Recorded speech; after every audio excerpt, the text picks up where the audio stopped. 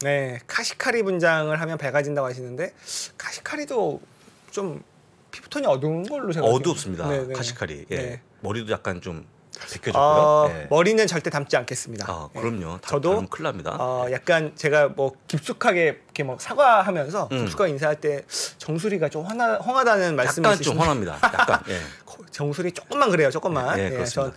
전 지금은 멈췄기 때문에 여러분 카시카리를 따라가지 않겠습니다. 네. 그렇다면 우리 또 마켓 브리핑 해주실 또 미래에셋증권 수원 WM의 조경상 팀장님 모시겠습니다. 안녕하세요. 안녕하십니까? 뭐 안녕하시죠?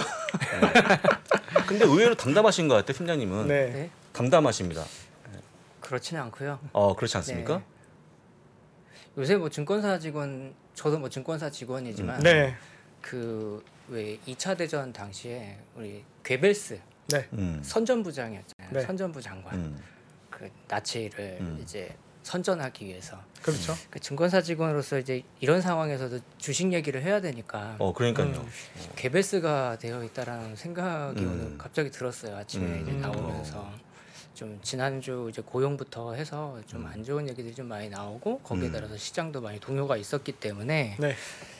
좀 이렇게 편하지는 않습니다, 사실. 지금 어쨌든 최근에 네. 며칠간 우리 미국 시장의 가장 큰 하락 요인은 뭐였다고 보세요? 가장 첫 번째로 큰 건 결국에는 금요일날 나왔던 고용이죠. 네. 고용이 좋게 나왔는데도 불구하고 네. 우선은 우리 시장에서 가장 압박을 받고 있는 이제 금리 인상과 관련된 통화 정책의 스탠스가 어떻게 될 것이냐, 이 부분 때문에 스트레스가 좀 심했던 것 같다, 이렇게 좀 정리해 볼 수 있을 것 같아요. 근데 뭐 얼마나 잘 나왔다고? 그러니까요. 뭐 아까 앞에서도 말씀드린 것처럼 네. 분명히 고용이 이제 둔화되고 있는 것들은 보이지만 뭐 역사상 거의 최저 실업률, 네. 보통 이게 경제학에서 말하는 가장 이상적인 실업률 수준까지 왔기 때문에 네. 이제 이렇게 되면은 경기 침체, 경기를 좀 꺾어놔야 되는데 이 상황이 계속되면은 인플레이션이 계속 문제가 될 수 있다. 우리 시장은 그렇게 해석을 한 것 같아요. 좀 많이 생각을 해봤어요. 주말 동안 생각을 해봤는데, 그러면 고용이 저하돼서 고용이 꺾여서 실업자가 늘어나고 그럼 금리 인상을 안 하는 게 결국엔 좋은 거냐라고 봤을 때는 나중에는 그럼 경기 침체가 와가지고 금리를 인하하더라도 그 경기가 다시 되살아난다라는 보장도 없고요. 그렇죠. 그래서 결국에는 주가는 향후에 만약에 이제 고용이 꺾이게 됐을 때, 경기 지표들이 모든 것들이 좀 안 좋아졌을 때 나중에 금리 인하로 인해서 주식 시장은 잠깐 올라가겠지만 나중에 이제 경기 침체로 인해서 주식 시장은 더 힘들 수 있다라고 좀 생각이 들었고, 그 다음에 일각에서는 이제 고용이나 인플레이션이 후행 지표다라고들 얘기를 하시는데, 맞아요. 예. 사실 버냉키 이후에 제가 예전에 좀 정리를 해드렸을 때 연준은 이제 선제적으로 통화 정책을 하는 게 아니라 후행적으로 통화 정책을 가져가기 때문에 어차피 지표들을 보고서 대응하는 방향으로 바뀌었기 때문에, 뭐 예를 들어서 제레미 시겔 교수나 이런 분들이 지적했던 것들 있었잖아요. 그런 부분들에서도 이제 연준의 스탠스가 바뀐 거기 때문에 그런 부분들을 비난할 거는 없는 것 같고, 사실 최근에 시장이 움직이는 건 결국엔 이런 이슈들은 단기 투자자들에게는 상당히 힘든 이슈잖아요. 그렇습니다. 그런 자금들이 좀 움직일 때 불리했던 부분들이 많이 반영된 것 같고, 네. 사실 장기 투자를 생각하시면서 투자를 시작하셨던 분들은 네. 좀 힘든 시기지만 좀 버티는 게 맞다라고 저는 좀 생각을 해봤습니다. 더 버팁니까? 버텨야죠. 지금까지 버틴 거에 더 버티자? 네, 저도 버티고 있고요. 얼마나 버팁니까? 아마 제가 처음에 출연했을 때나 매번 계속 말씀드리는데 4분기까지는 상당히 좀 4분기까지는 힘들지 않겠냐. 12월까지 연말까지. 네. 여러분들 연말까지는 힘내세요. 네. 그럼 이제 고용 지표에 대한 뭐 어때 분석을 해보면 어떤 분야가 잘 나왔는지 혹시 좀 분석이 됩니까? 어떤 분야라기보다는 전체적인 부분을 좀 말씀을 드리려고 하고요. 네. 이거는 사실 전전 방송에서 제가 준비를 해왔다가 시간 관계상 잘렸다가 이 지표가 나오면서 다시 써먹어야지 해서 갖고 왔던 건데요. 써먹으라고 또. 네, 자료를 좀 보시면서 말씀드릴게요. 네. 이쪽은 이제 미국의 프레드라고 하는 우리 이제 어플이나 사이트에 들어가면 볼 수 있는 건데 산업 섹터별로 고용 형태 이제 인구수예요. 종사자 수를 나타낸 거고요. 요 회색음영이 2020년 코로나 당시 코로나가 터졌을 때 고용 현황이 나온 겁니다. 이 주황색 선을 주목하셔야 돼요. 네. 가장 많은 큰 해직을 보였고 해고를 보였고 네. 그게 다 아직까지 안 올라왔네요. 가장 못 올라온 이게 어디냐면 레저와 접객업이에요. 아하. 그러니까 결국에는 고용은 계속 이루어질 수밖에 없다라고 보는 거죠. 앞으로도 고용은 앞으로 더 늘어나겠네요. 늘어날 가능성이 높다라고 볼 수 있는 거고요. 네. 제가 이제 월스트리트 저널 신문을 좀 읽다 보니까 그런 거 보세요. 주말에 좀 봤어요. 이제 크롬으로 번역해서 보면 됩니다. 종이 신문이 아니고. 네네네. 그렇습니다. 예. 옆에 있는 표는 그 페이롤, 그러니까 급여입니다. 네. 대부분의 섹터는 코로나 이전에 급여 수준을 넘어가거나 다 복귀가 됐는데 네. 이 레저와 접객업은 네. 예전보다 소득이 아직은 적어요. 왜요? 저도 그 이유는 모르겠습니다. 현상을 가지고 설명을 하는 거기 때문에. 서비스 업종인데. 네. 예. 그럼 개인적으로 보기에는 그러면 여기는 급여가 더 올라갈 수도 있는 가능성이 상당히 많다라는 거죠. 인플레 또 안 좋은 얘기. 네. 그리고 고용이 다 차지도 않았기 때문에 실제로 이런 기사들 좀 이렇게 따라가다 보니까 호텔 같은데 이제 청소하시는 분들 있잖아요. 네. 예. 채용이 어렵대요. 왜요? 안 오니까요. 이제 힘든 일 안 한다. 네. 그러니까 우리나라에서도 많이 그런 것들이 있잖아요. 좀 어려운, 그러니까 힘든 일들 많이 하셨던 분들 언택트 때문에 네. 뭐 배달이나 이런 쪽에 종사하시는 분들로 많이 빠졌잖아요. 네. 사실 그러니까 우리가 흔히 뭐 트랜스포테이션, 그러니까 운송업 이런 쪽으로 많이 빠졌잖아요. 네. 이제 그런 형태로 이제 이 직업의 이동이 좀 상당히 2년 동안 많게 일어나다 보니까 사실 이쪽 접객업이나 레저 쪽에서는 채용하기가 상당히 어렵고 그리고 다른 쪽에서 급여 상승률이 높다 보니까 상대적으로 이쪽은 급여 상승이 많이 이루어지지 않은 걸로 볼 수가 있을 것 같아요. 이민을 열면 될 텐데 아직까지 좀 잠그고 있는 것 같아요. 네, 맞아요. 그러니까 이민도 예전에 제가 이 자료 준비했을 때 말씀을 드리려고 했었는데 트럼프 이전에는 연간 80만 명에서 많을 때 100만 명씩 이민자가 들어왔었는데 네. 코로나 뭐 트럼프가 이제 맞고 나니까 한 40만 명으로 줄어들었다가 네. 코로나로 인해서 이제 이동이 좀 어렵잖아요. 그러다 보니까 작년 같은 경우가 한 25만 명? 요 정도 수준으로밖에 안 들어왔다라고 하고 왜 안 풀어요? 우리 이든이 형? 뭐 여러 가지 이유가 있겠지만 저는 사실 이 사람들이 들어온다라고 했을 때 확률적으로 보면 굉장히 좋은 전문직에서 종사할 가능성은 낮거든요. 낮죠. 그러면 미국이 지금 뭐 예를 들어서 반도체 산업이라든지 이런 것들을 육성을 하고 그리고 빅테크 기업들이나 대부분 기업들이 이제 로봇이나 이런 것들을 활용하고 있는 부분들이 어떤 부분이냐면 이렇게 고용의 탄력성이 높은 분야에 로봇을 대체한다든지 어떤 대체를 활용하려고 하는 건데 기술로서 메꿔보려고 하는 건데 이 사람들이 들어와서 저렴한 인건비를 활용한다라고 했을 때 이 사람들이 은퇴하고 나면 이건 사회적인 부담이 된다고 생각하지는 않았을까라는 생각을 좀 해봤어요. 이렇게 이런 쪽에서만 종사하던 사람이 뭐 전문적인 기술이나 지식이나 이런 부분들은 좀 적잖아요. 네. 그럴 가능성이 높고 그러면 이 사람들이 은퇴를 하고 나면 당장 이 사람들에 대한 노후라든지 이런 부분들이 사회적인 문제로도 바뀔 수가 있기 때문에 어쩌면 이런 부분들의 지금 경계를 계속 좀 강화하고 있는 게 아닌가라는 생각도 좀 해봤어요. 그럴 수도 있겠네요. 또 그런 이면을 네, 그러네요. 한 번 더 들여다보셨네요. 이왕 트럼프가 한번 해놨으니까 이거를 내가 굳이 바꿔서 나중에 사회 문제가 일어나서 우리가 지적을 받거나 아니면 지금 뭐 정부도 재정 정책이나 아니면 그동안 양적 완화로 국채 발행했던 건 여러 가지들을 봤을 때는 이게 사회적으로 감당하기에는 부담일 수도 있다. 특히 의료비나 이런 부분들 보시면은 그렇죠. 예. 굉장히 벽에 부딪힐 수 있잖아요. 그래서 그런 부분들도 좀 감안한 게 아닌가. 트럼프는 일자리 뺏기는 게 싫다고 해서 막은 거지만 바이든 같은 경우에는 다른 부분들을 좀 생각할 수도 있었겠다. 이렇게 좀 생각해봤습니다. 아, 저희가 생각 못한 부분을 생각하셨네요. 그러니까요. 폭넓게. 단순하게 왜 안 해? 뭐 이런 저희는 이 정도. 좀 많이 생각을 좀 해봤던 부분이고. 주말에 생각하신 것 같아요. 이거 아니 이건 정도면, 옛날부터 예. 좀 그렇게 좀 생각을 해봤었어요. 이렇게 해서 이 사람들이 다시 들어온다고 해서 해결이 될까라고 했을 때는 나중에 사회적인 부담이 될 수 있겠다라는 생각을 좀 해봤고 네. 그 다음에 이제 금리를 인상을 해서 인플레이션을 잡겠다라고 하는 게 전 이게 좀 모순이라고 생각을 하는 게요. 네. 어떤 부분이냐면 금리를 인상해서 실업을 만든다라는 거잖아요. 그렇죠. 그렇죠. 그럼 어디 코로나 때도 요 표를 보시면은 표 하나 표? 볼까요? 예, 표. 가장 많이 해고가 됐던 탄력적으로 이 고용이 변화했던 구간이 레저나 접객업이었는데 네. 우리가 보더라도 이쪽 직종은 전문적이지가 않아요.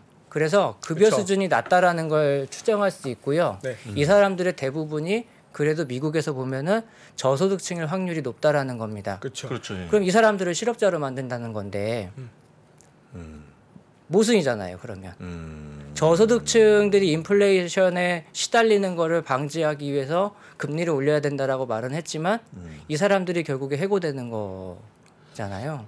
큰 그림에서 보면. 아니면 큰 기업이 금리 인상에 따라서 회사가 어려워지면 또 고급 인력도 정리해고 될 수도 있지 않을까요? 근데 그런 부분들보다는 사실 더 피해를 보는 거는 그렇지. 이분들 더 힘없이 좀 전에 예. 말을 한 게 인플레이션에 저소득층이 취약하다라고 해서 실업률을 더 높여야 된다라고 말을 했는데 물가를 잡기 위해서 결국에는 일자리를 제일 먼저 빠르게 잃을 수 있는 사람들은 실제로 보여줬던 데이터가 변동성이 좀 컸던 이쪽에 업종에 종사하는 사람들인데 그 사람들은 결국에 저소득층일 확률이 높기 때문에 사실 이 논리 자체가 모순된다라는 생각을 좀 했었고 이런 지적들이 조금 나오고 있는 것 같아요.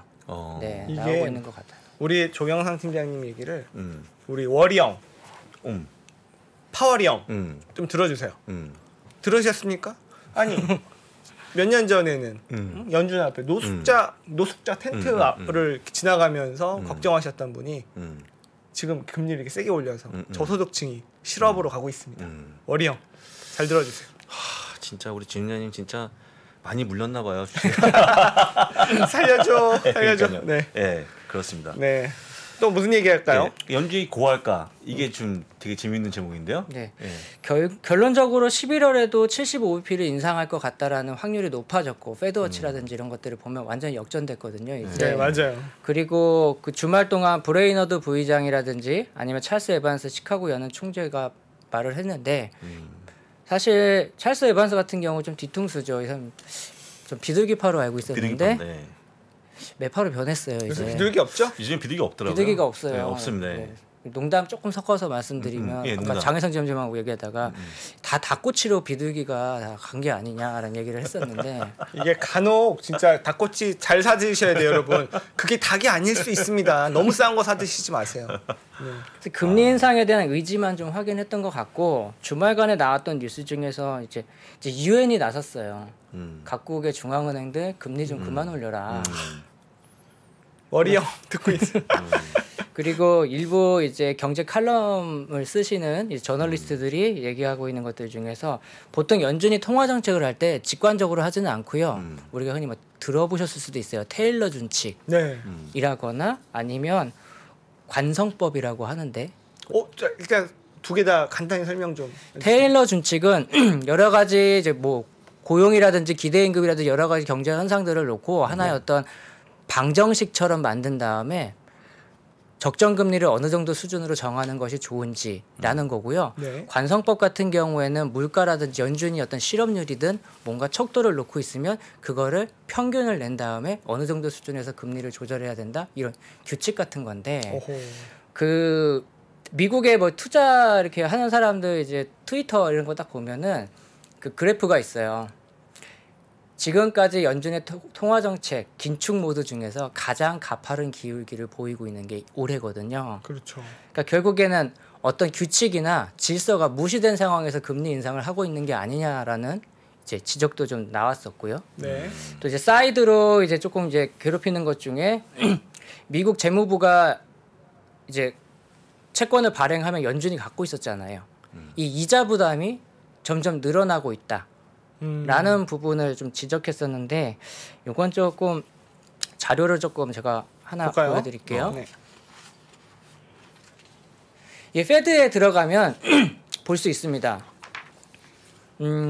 연준에 이자를 지급하는 거에 대한 부담이 지적되는 것들인데 연준에서 주주배당금이라는 게 있어요. 네. 쉽게 말씀드리면 그러니까 연준에 귀속되는 건 6%의 배당금이고요. 네. 나머지는 다 재무부로 귀속이 됩니다.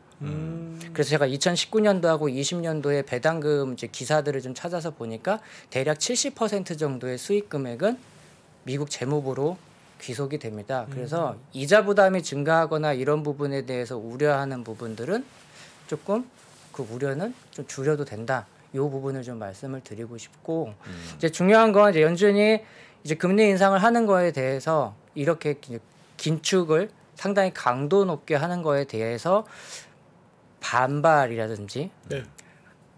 속된 말로 우리가 반란, 네. 그러니까 언론 쪽에서 여기에 대해서 이제 어떤 부정적인 언급이 상당히 많아지고 있는 게 현재 상황입니다. 아유 참. 그래서 좀 멀지 않은 시간엔 네. 어느 정도 이제 공론화가 되지 않을까라는 기대도 좀 하고 있어요. 저 같은 경우. 어느 정도쯤일까요? 4분기는 아닌 것 같아요. 사분기 아닙니까? 일단 4분기는 아닌 것 같고. 4분기까지는 버티는 걸로. 네. 알겠습니다. 그러니까 어느 정도는 예를 들어 8% CPI 기준으로 8% 네. 아니면 PCE 기준으로 뭐 4% 초반 네. 이게 플랫하게라도 가져야지 네. 어떤 얘기가 좀 나오지 않을까 그런 부분들을 좀 고민하지 않을까 버텨보겠습니다. 생각해봤습니다. 혹시 그 내일 모레는 어떻게 예측하십니까? 소비자 물가지수? 기대치가 한 8.1 정도 8.1%, 역시나 예. 8%를 넘어가는 걸로 보고 있고 아직도요? 예. 아직도? 근데 저희한테 제일 중요한 건 코어예요. 코어는 이거 중요한데, 올라가지 않아요? 코어도 높게 예, 나와요. 예, 예. 그래도 뭐 지금 헤드라인에 와 주가 움직이니까 근데 8.1%요? 네, 8.1로 전망치대로. 네. 예. 한 7자 보면 어떻습니까? 7자. 7자 나오면은 시장은 좀 한숨 돌리겠지만 사실 뭐 소비라든지 지금까지 소비라든지 뭐 이런 것들을 추정해 볼 때는 고용이나 소비나 소득이나 이런 걸 봤을 때는 이 기대 인플레이션 자체가 많이 내려가 있지는 않을 거라는 생각이 조금 들고 뭐 이제 CPI 나오기 전에 뭐 PPI나 뭐 이런 것들 먼저 나오니까 이런 것들 좀 보면서 이제 좀 생각해보고 제일 중요한 거는 PCE가 제일 중요하기 때문에 말일까지는 뭐 저는 CPI에도 그렇게 동요는 안 하셨으면 좋겠다라는 의견을 좀 드리고 싶습니다. 근데 시장은 동요를 하잖아요. 동의하죠. 예, 그게 문제죠, 이게. 예. 그다음에 최근에 또 미국 평균 휘발유 가격도 올라가서 이게 혹시 뭐 감산 때문에 올라가는 건 아니겠지만, 예, 어렵습니다. 감산의 영향도 조금 있는 것 같고요. 그래요? 감산이라는 부분에 따라서 영향도 좀 있는 것 같고, 제가 예전에 처음 나왔을 때 네. 공급을 쥐고 있는 애들끼리 담합을 하면 네. 어쩌나 그런 말씀을 드렸었잖아요. 네. 이번에 200만 배럴 정도 감산하기로 한 결정은 결국에는 그 공급을 쥐고 있는 애들끼리 좀 결탁을 한 담합 이렇게 그렇죠. 조금 받아들여지고 그렇죠. 네. 미국은 여기에 대한 보복으로 이제 사우디 내에 이제 뭐 주둔해 있는 미군이라든지 전략 군수물자들을 좀 철수하려고 이제 어느 정도 좀 말만 좀 이렇게 했었는데 설마 할까요? 사우디가 이거 쫓아내는 걸 지금 입법하려고 검토 중이라는 걸 정말요? 좀 봤어요. 네, 사우디도 이제 그럼 가고 싶으면 가라 뭐 이렇게 나오는 것 같은데 정말 그렇게 할까라는 생각은 좀 해봤고 그러다 보니까 지난번에 제가 이란을 잠깐 얘기했었잖아요. 네. 근데 이란은 우리 속된 말로 나가리 됐잖아요. 이제 그죠. 끝났고 그러다 보니까 이제 또 베네수엘라가 또 다시 얘기가 나오고 있어요.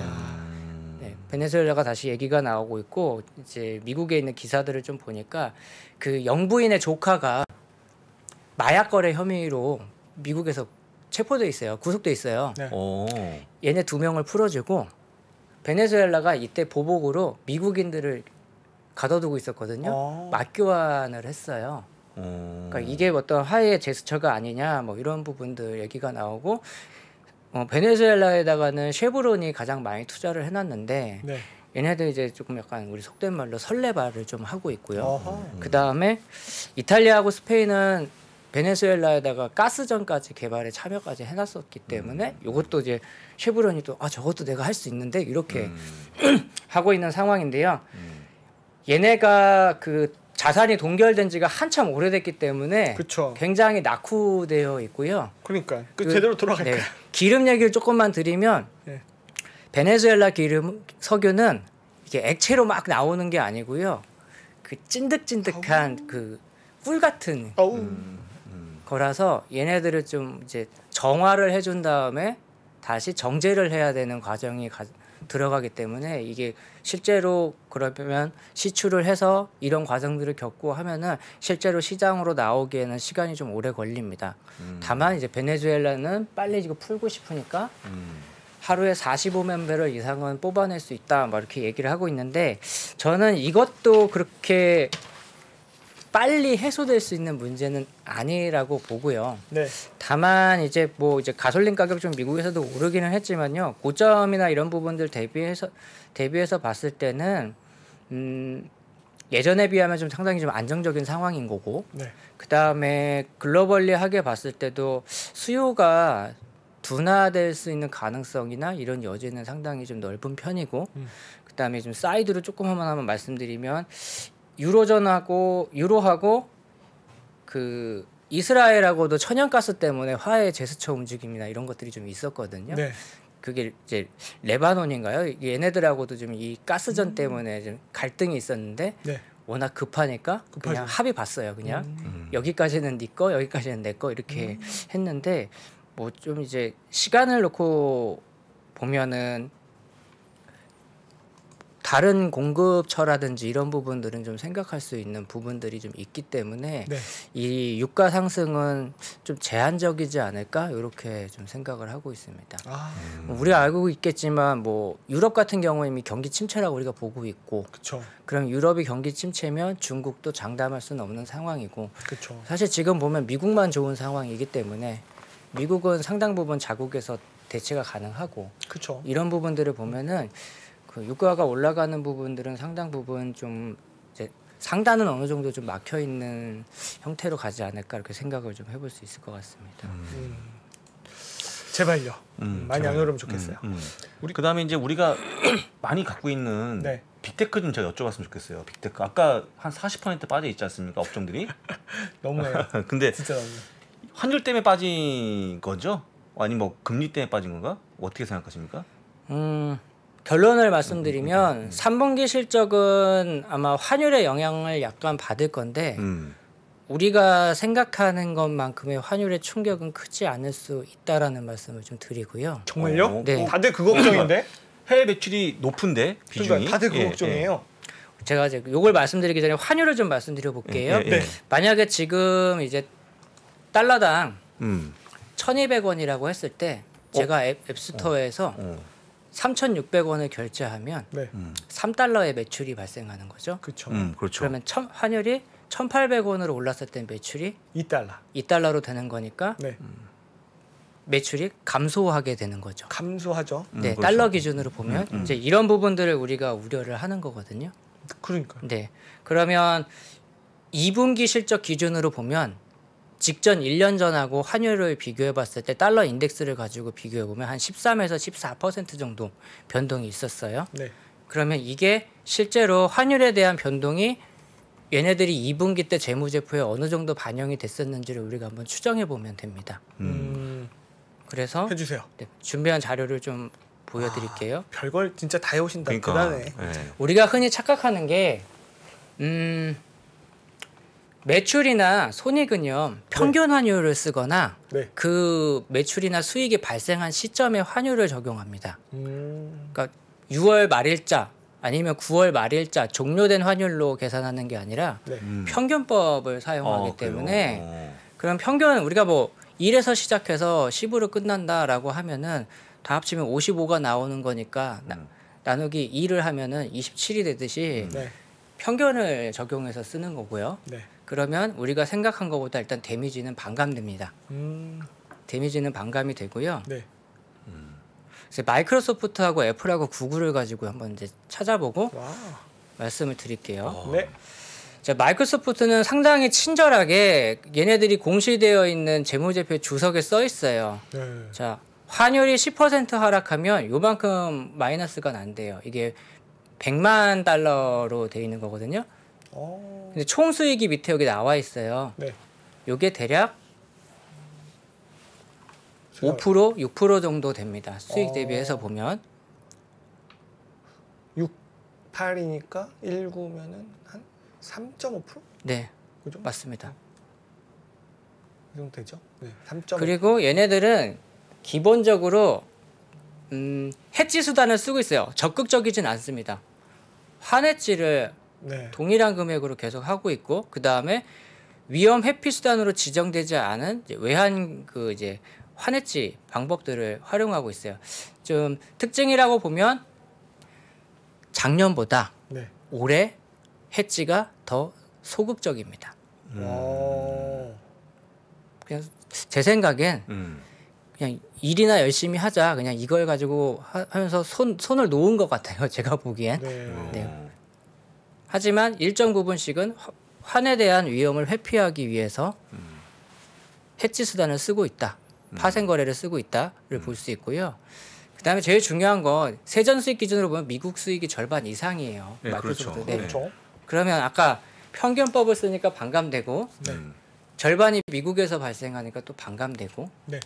그다음에 일정 부분은 해지를 하니까 약간 줄어들고 그래서 우리가 생각했던 것만큼 모든 환율의 영향을 얻어맞지는 않고 있다. 이렇게 볼 수 있고요. 단순하게 네. 해외 매출 비중, 환율 변동 네. 곱하기 해서는 안 된다. 네, 맞습니다. 이 얘기시죠? 네. 이제 애플이에요. 애플도 보면은 환율에 대한 변동이 지난 1년 동안 대략 한 4에서 5% 정도였어요. 4에서 5% 정도가 받았고요. 네. 얘네들 또 환해지 포지션은 큰 변화가 없습니다. 전년 대비해가지고. 하지만 일정 부분은 환율 변동을 방어하기 위한 일정 부분의 어떤 수단을 쓰고 있다. 우리가 좀 볼 수 있고. 네. 그 미국 기반 수익이 50%에 근접하고 있고요. 네. 자, 아이폰 가격이 어떻게 책정되냐면 달러로 책정되죠. 그렇죠. 그렇죠. 한국인들은 곱하기 환율 그 그렇죠. 가격으로 나오죠. 맞아, 맞아. 그러니까 서비스 수익이 애플 같은 경우에는 한 25% 정도밖에 차지하지 않기 때문에 네. 오히려 여기 환율에 대한 변동성에 대해서는 좀 네. 적을 수 있어요. 그러니까 요걸 토대로 그러면 구글을 한번 해봤어요. 네. 구글. 구글의 어떤 이제 2분기 기준으로 이제 매출 비중이고요. 네. 환율을 이쪽 해당 지역의 가장 대표적인 환율의 달러 대비 변동폭을 가지고 적용을 시켜서 계산을 해본 겁니다. 네.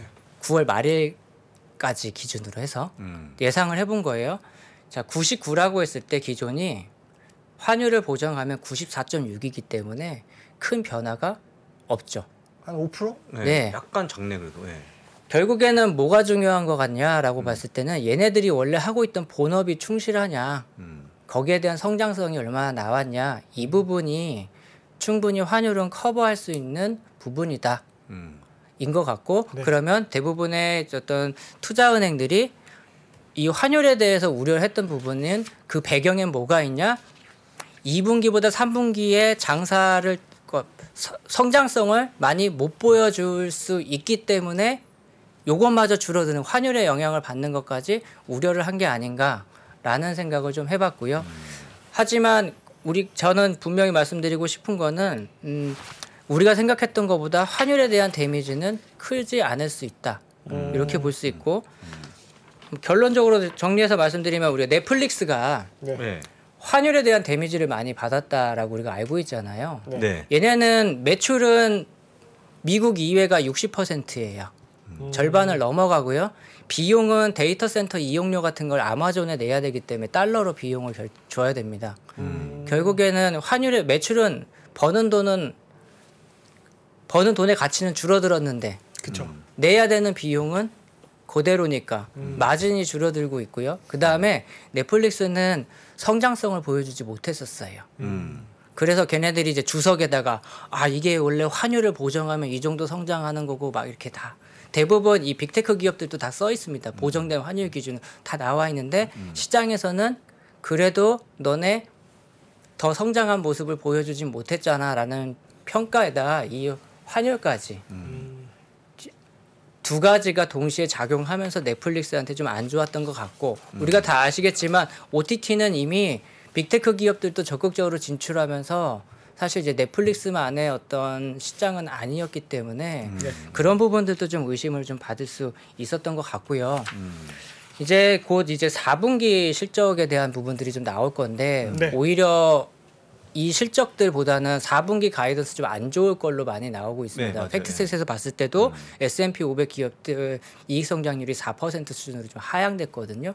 오히려 이 가이던스나 이런 부분에 따라서 저는 한 번 더 시장이 좀 긴장하지 않을까라는 좀 걱정을 좀 많이 하고 있었고 원치 않아요. 아마 기업들이 연준을 압박하기 위해서라도 가이던스를 좋게 내지는 않을 것 같습니다. 우리 죽을 것 같아. 좀 살려줘. 이럴 것 같아요. 이렇게 할 것 같아서 오늘의 핵심 포인트 워리형 얘기 기업들 얘기도 좀 잘 들으세요. 자, 전에도 말씀드렸듯이 4분기까지는 좋은 소식이 그렇게 없을 것 같고요. 그러다 보니까 막 여러 가지 생각하다 보니까 그 노인과 바다였나요? 그 바다는 비에 젖지 않는다. 이 마음으로 지금을 좀 버텨야 되지 않나 싶었습니다. 오늘은 여기까지 준비했습니다. 참 고맙습니다. 끝에 말 멋있네요. 여러분 모두 바다입니다. 여러분은 바다예요. 네. 우리 또 바다 같은 우리 조경환 팀장님 너무 고맙습니다. 네, 감사합니다. 수고하셨습니다. 고맙습니다. 감사합니다. 신고가에 5만 원 돌파할 때 5만 원에 따라 살 수 있나요, 우리? 내가요? 5만 원이 다시 내려가서 2만 원까지 와서 2만 원 떨어지면 신저가예요. 거기서 구매해서 쓸 수 있나요? 주식시장에 절대 변하지 않는 것이 두 가지 있습니다. 주가의 기본적인 움직임 그리고 투자하는 사람들의 심리입니다. 내가 팔면 오르고 사면 떨어진다고요? 주식에 대한 공부가 모자라서가 아닙니다. 주가를 만드는 투자자의 심리를 모르기 때문이죠. 하락장의 공포를 이기는 5가지 실전 투자 심리 전략. 박병창의 돈을 부르는 매매의 심리에서 지금 확인하십시오.